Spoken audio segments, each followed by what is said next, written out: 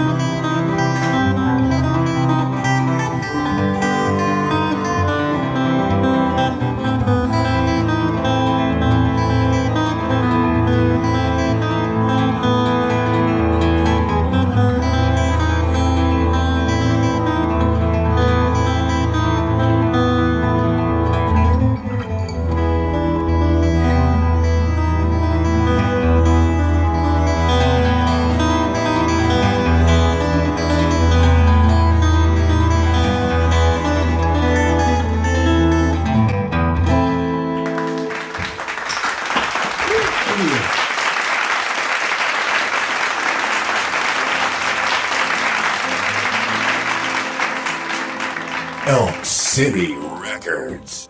Elk City Records. There's more here. Call 681-265-9468 or elkcityrecords.com.